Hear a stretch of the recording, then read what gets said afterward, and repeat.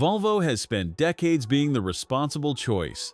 The car your parents bought when they decided to be sensible, safe, composed, Scandinavian, and not especially fast. Then they put 455 horsepower into the XC60, gave it enough battery to cover the average German commute on electricity alone, and called it the Plus Black Edition. I had a fairly settled idea of what a Volvo should feel like before this walk-around. By the end of it, that idea needed revising. If you're weighing this against the German alternatives, by the end of this, you'll be doing the same thing. The Black Edition exterior removes the chrome conversation entirely. Badges sit flat and dark against the bodywork. The gloss black 21-inch wheels fill the arches without decoration.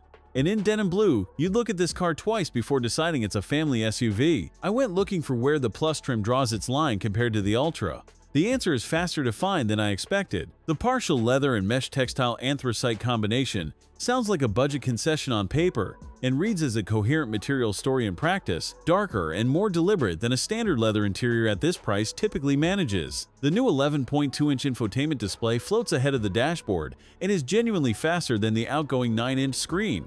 Not a marginal improvement, a different experience. Volvo retained physical volume and defroster controls, rather than touchscreen routing them, which sounds like a small thing, until you've spent a week in a Mercedes GLC recalling exactly where the temperature shortcut is. You sit in this cabin and nothing asks for your attention.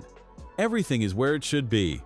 The panoramic roof in this configuration makes the interior feel like it belongs to a larger car. The head-up display keeps your eyes where they need to be on a motorway. One thing about the engine section will reframe how you think about all of this. Specifically, the number attached to the word horsepower. 598 liters with the rear seats up, 15 liters less than the standard non-hybrid XC60, which is the PHEV battery's honest tax. The BMW X330e gives you roughly the same boot volume in this configuration. The Mercedes GLC 350e, slightly more. On a ski weekend, you'll notice the floor isn't flat. On a Tuesday school run, you won't. 455 horsepower. Not 455 in the way a manufacturer calculates generously. 455 from a platform the car has been on since 2017. From a 2-liter 4-cylinder petrol engine at the front and a 143 horsepower electric motor driving the rear axle. 4.9 seconds to 100 in a 2,000 kilogram SUV with a panoramic roof and heated leather seats. The Volvo badge used to be the inverse of that sentence. The 74 kilometers of European cycle electric range means you drive this as an EV through the working week without deliberately trying. The constraint that nobody leads with is the charging.